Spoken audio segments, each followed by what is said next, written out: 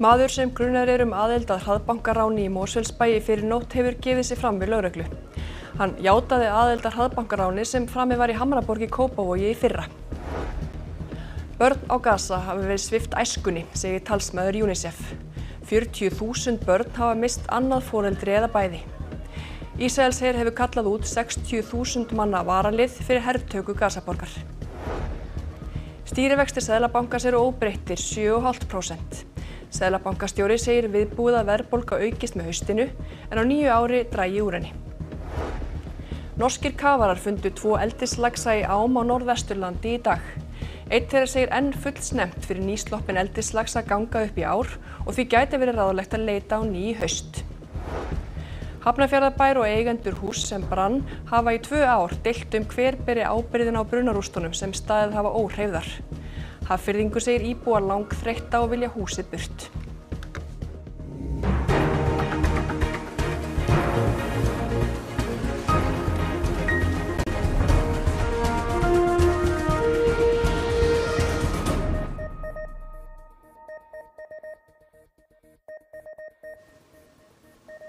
Gott kvöld. Lögregla hefur krafist gæsluvarðhalds yfir manni sem grunaður aðild að hraðbankaráni sem framið var í Mosfellsbæ í fyrrinótt. Þá var gröfu ekið inn í útibú Íslandsbanka og hraðbankinn fjarlægður í heilu lagi. Mannsins var leitað af lögreglu í gær, meðal annars á heimili þekkts brotamanns. Taldi lögregla líkur á því að maðurinn væri vopnaður og því var sérsveitin með í för. 6-leytið í gærkvöld gaf hann sig fram við lögreglu og hefur verið í haldi síðan. Lögreglu bárust upplýsingar það að hann kynni að tengjast þessu hraðbankamáli, þannig að hann bara gaf sig fram og útskýrði það að hann hefði enga aðkomu að málinu. Maðurinn á fertugsaldri og hefur nokkrum sinnum komið við sögu lögreglu áður. Fyrr á árinu sat hann í gæsluvarðhaldi grunaður aðild að Þorlákshafnarmálinu, þar sem karlmaður á 70-aldri lést af sárum sínum eftir að hafa verið misþyrmt. Maðurinn var þó ekki ákærður fyrir aðild að því máli. Það var svo í mars í fyrra að 2 menn stálu á 3 tug milljóna króna úr peningaflutningabíl öryggismiðstöðvarinnar í Hamraborg í Kópavogi. Verknaðurinn virtist þaulskipulagður og tók ránið aðeins nokkrar sekúndur. Mennirnir óku á brott í bifreið sem aldrei hefur fundist. Tómar peningatöskur með litasprengjum fundust svo stuttu síðar. Nokkrum vikum eftir ránið var einn umræddi maður handtekinn eftir að hafa notað litaða seðla í spilakössum. Hann sat tíma í gæsluvarðhaldi en hefur ekki verið ákærður í málinu enn. Hann hefur játað hlutdeild í því máli að hafa aðstoðað og hann verður væntanlega einn ákærður. Málið á borði ákærusviðs lögreglunar. Stjórnvöld í Ísrael hafa kallað til 60.000 manna varalið hersins til að taka yfir Gazaborg. 100.000 halda til í borginni sem illa farin eftir árásir Ísraela tæp síðustu 2 ár. Við vörum við myndum í þessari umfjöllun. Ísraelsher hefur drepið 19.000 börn á Gaza á síðustu 22 mánuðum. Talsmaður UNICEF, barnahjálpar Sameinuðu þjóðanna, segir öll eftirlifandi börn á Gaza hafa orðið fyrir miklum áföllum og þau verið svipt æskunni. Dagleg rútína fólks á Gaza löngu farin úr skorðum vegna árása Ísraels hers, hungurs og sjúkdóma. Þessi börn fara daglega með pappa sínum í vinnuna. Nám stunda þau ekki því skólinn þeirra rústir einar eftir árásir. جايبهم معايا يشتغلوا من الشوارع بدل ما يكونوا في الشوارع وانتم شايفين كيف الحرب يعني دمرتنا صار يعرف يفكوا ويعملوا ويسووا واللي انت عارف كيف العيشة غالية. It's unbelievable, but the situation continues to deteriorate really by the day. We're today at the worst point that we've ever been at in this war. 40.000 börn á Gaza hafa mist annað eða bæði foreldri, samkvæmt palestínskum yfirvöldum í síðasta mánuði. UNICEF telur að vegna aukins þunga í árásum Ísraels hers séu núna orðin fleiri. 2.000 börn hafa mist báða foreldra sína. Talsmaður UNICEF segir að öll börn á Gaza 1 milljón talsins hafi orðið fyrir skelfilegum áföllum og séð og upplifað hluti sem engin börn ættu að gera. every single child in Gaza is deeply traumatized today because of the things they've witnessed, but also because of the very toxic stress that they are under. But for sure, those 40,000 children who have lost one or both relatives are even more vulnerable than other children. These children are largely taken care of by extended families. Eldri systkini, ömmur og afar og systkini foreldra taka börnin að sér. Hópur barna á engan að. Rósalía segir þau ekki mörg og að UNICEF ekki stofnun fyrir þau. Ekkert barn ætti nokkur tíma að upplifa aðstæðurnar á Gaza. They've seen people dying and many children have actually seen their own relatives dying. Talsmaður UNICEF hefur dvalið á Gaza og lýsir því þannig að hún hafi stöðugt verið á varðbergi því að yfir svífi árásardrónar og sprengjuþotur. Það sé vitað að úr þeim varpi hermenn sprengjum en ekki hvar. You're waiting to hear the explosion. It's an extremely stressful situation. And that is a situation that children have been stuck in for 22 months. But also, children are acutely aware that there is no safe place inside Gaza. Children talk about dying. They're very afraid to die, but they're even more afraid that their parents are going to die and that they're going to be left on their own. Talsmaður UNICEF segir ekki mega gleymast að lífsreynsla sem þessi hafi áhrif á fólk ævina á enda og því sé mikilvægt að börnin fái sálfræðiaðstoð. Their childhoods have been taken away from them. And therefore it's also really important children are able to go back to school to restore routine and normalcy. Og þá öðru. Peningastefnunefnd Seðlabankans spáir aukinni verðbólgu síðar á árinu en úr henni dragi á því næsta. Seðlabankastjóri segir mikilvægt að koma böndum á fasteignamarkaðinn. Við höfum séð bara meiri kraft í kerfinu, það meiri hagvöxtur og bara meiri gangi, þannig að verðbólga hefur ekki gefið eftir. Við höfum heldur ekki séð endilega aðlögun á fasteignamarkaði eða leigumarkaði, það enn einhver hækkanir þar að fara í gegn. Þannig að þó við sjáum skýr merki að það að kólna í kerfinu, það að segja við erum að sjá bara nýjum störfum að fækka, það að koma fram aðlögun að þá samt en smá verðbólga til staðar. Verðbólga eykst væntanlega með haustinu, segir seðlabankastjóri með föstum liðum eins og útsölulokum og fleiru, en á næsta ári megi gera ráð fyrir að það dragi úr verðbólgu. Eitthvað er þetta líka byggt á því að við séum að sjá fasteignamarkaðinn, leiguverð og fleira hætta að leggja fram verðbólgu eins og hefur verið. Það sé eitt lykilþátta í baráttinu við verðbólguna.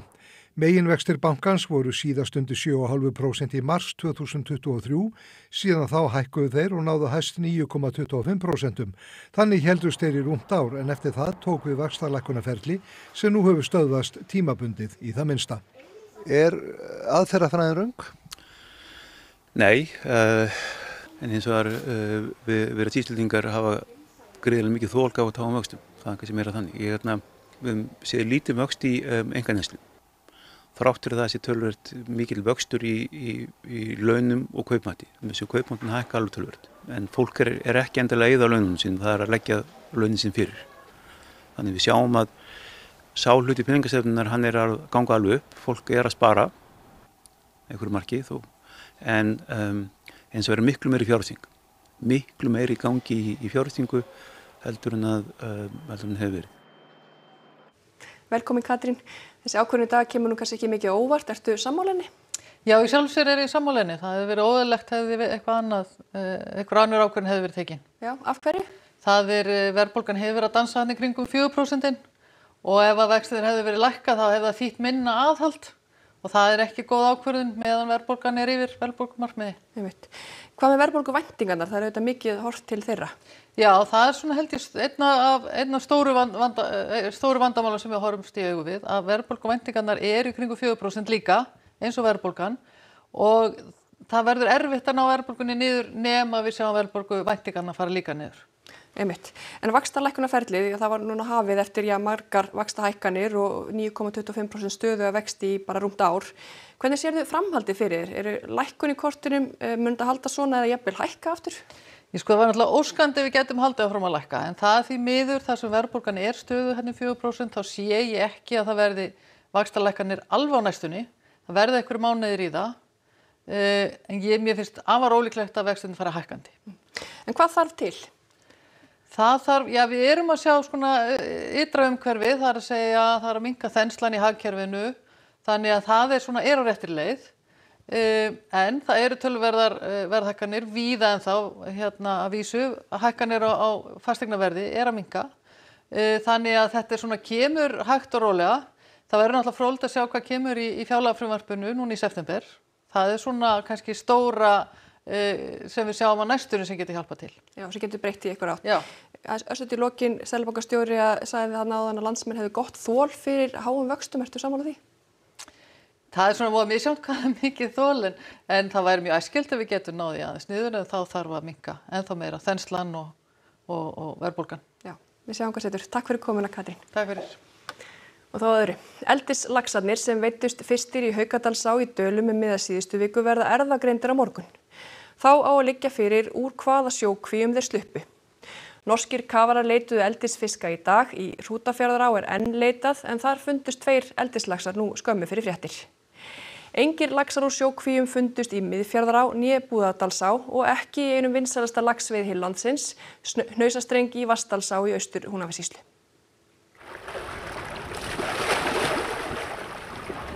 Norsku kafararnir stungu sér til sunds rétt áðan í hylnum þar sem að fyrsti laxinn fannst og eru að láta sig renna niður með ánni og í áttina sjó. Við ætlum að ná þeim til að koma upp úr og eftir svona 30 mínútur og sjá hvað þeir segja, hvort finnst eitthvað meira af eldisfiski í Vatnsdalsá. How was it? The visibility was too poor for some real inventory of the river system, so we have seen a few fish, no farmed fish, but the conditions is out of the scale where we can do some real counting of fish.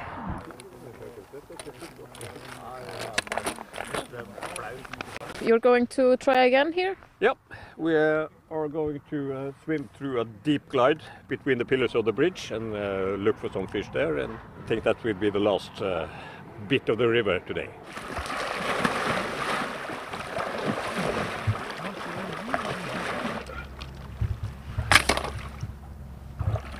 Was it any different? Did you see something? It was not any different. Very poor visibility. Are you not cold? I'm cold just standing here by the river. Not at all. We are very warm. The coldest part is dressing up. When you just have the suit on and have some action, you're warm, pretty warm enough. I think the conclusion from the preliminary research that we have done is that so far, at least, not many farmed fish has entered Icelandic rivers. At least not fish that has recently escaped. At this point, we will leave Iceland tomorrow, and it's up to Fiskistofa and decide whether to call on us again later in the fall. It's still early for farmed fish to migrate up the river, so it can still be some influx of farmed fish into the rivers. Tæplega 11 ára drengur lést úr malaríu á Landspítalanum 18. ágúst. Samkvæmt upplýsingum fréttastofu kom drengurinn fárveikur með sjúkrabíl á spítalan og lést skömmu eftir komuna þangað. Móðir drengsins og systkini liggja á Landspítalanum einnig með malaríu. Þau höfðu nýlega ferðast til Uganda í Afríku. Malaría smitast ekki á milli manna, heldur með biti frá sýktri moskítóflugu. Nýir mælar Veðurstofuna við Ljósufjallakerfi sýna ekki landris. Á íbúafundi sem Almannavarnanefnd Vesturlands hélt í Borgarnesi síðdegis var sagt frá auknu eftirliti vegna jarðskjálfta við Grjótárvatn. Veðurstofan fjölgaði jarðskjálftamælum, bætti við GPS-mælum og fjölgaði gasmælingum. Jarðskjálftavirkni áfram stöðug og heldur sig á 15 til 20 km dýpi. Þó sérfræðingar telli þetta benda til kvikurhreyfinga hafa eldsumbrot í Ljósufjallakerfinu sögulega séð ekki valdið miklum usla. Þá líklega ekki von á stórum skjálfta. Yfirleitt allavega ef þetta tengist kviku og það sem við höfum verið að sjá þarna það að þetta eru frekar svona margir litli skjálftar. Þannig að það svona síður að við myndum búast við einhverjum stærri skjálftum. Þarf fólk að hafa áhyggjur af einhverju? Nei, svona raunar ekki. Það er alltaf gott að fylgjast vel með og þarna svona af því náttúrulega auðvitað svona náttúrulega óþægilegt þegar þetta að gerast og svona eru með svona jarðskjálfta, það getur verið fyrir fólk. En Þetta svona á nú að vera tiltölulega meinlítið. Rústir hús sem brann fyrir 2 árum í Hafnarfirði hafa staðið óhreyfðar vegna deilna bæjaryfirvalda og húseigenda, bæjarbúum til lítillar gleði. Bærinn hefur sett húseigendum afarkosti að rífa húsið sem þeir sætta sig ekki við.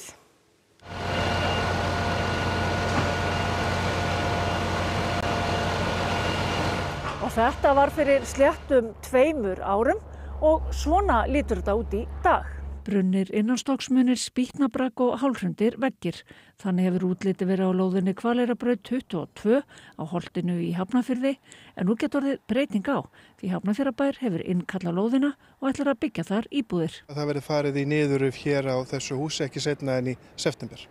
Nú eru 2 ár síðan þetta gerðist, af hverju er ekki verið gert fyrr? Það tók hátt í 20 mánuði líklega að reyna að ná lendingu, að reyna að ná samtalinu á þann veg að allir eru sáttir varðandi niðurrif og uppbyggingu, en það tókst ekki.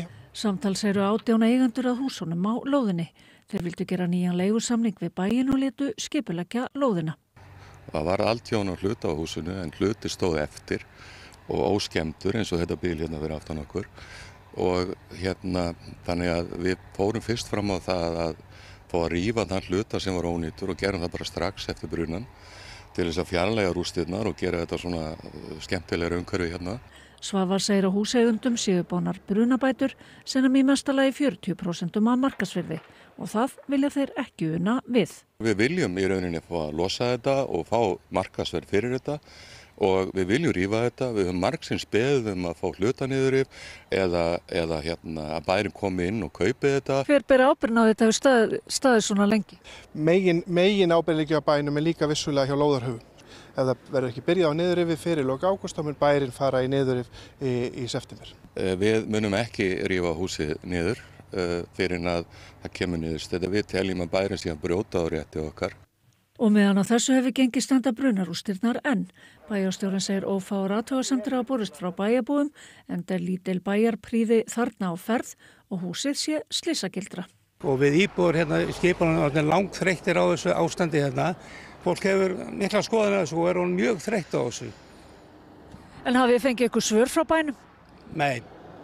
Við fekk svar að þetta rífa þetta innan 4 vikna í byrjun maí. Valdimar, er gott að hús fá að standa í þessu ástandi svona lengi? Nei, það er ekki gott. Kirkjan í Kiruna í Svíþjóð sem byrjað var að flytja í gær er komin á leiðarenda.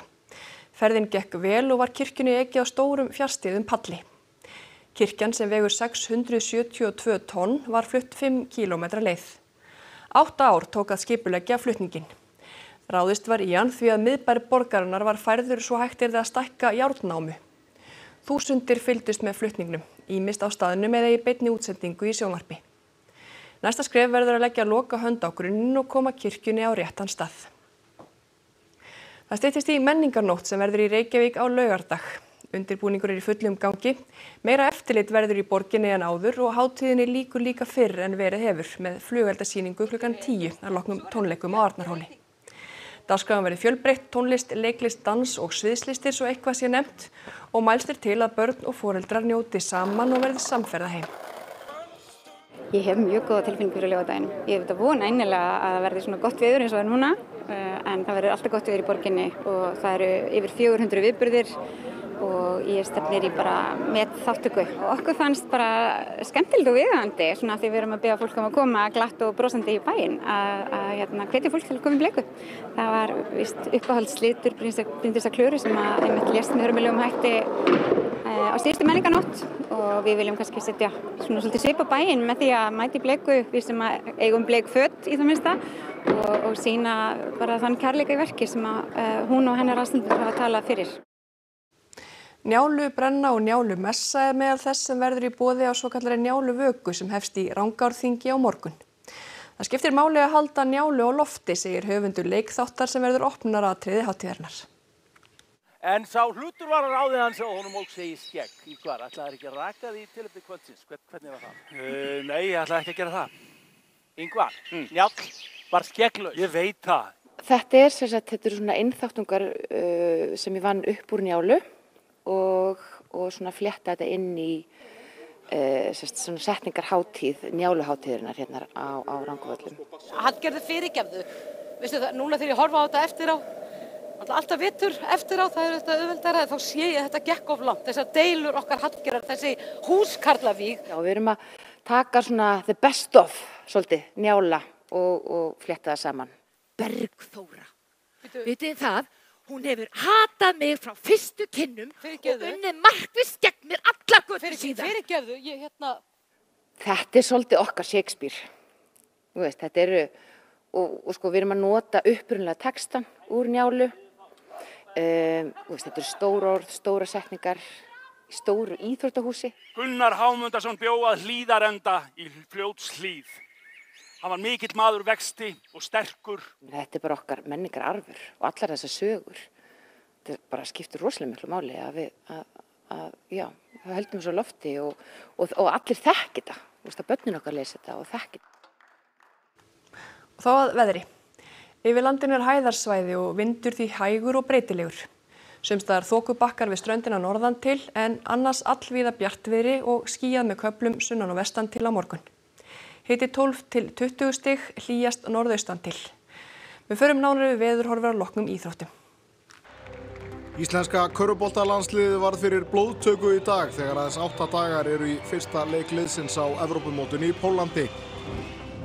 Spennan magnast fyrir bikarúrslitaleik Vals og Vestra í fótbolta á föstudag. Vestri í bikarúrslitum í fyrsta sinn og Ísfirðingar eru afar stoltir og fullir eftirvæntingar fyrir leikinn.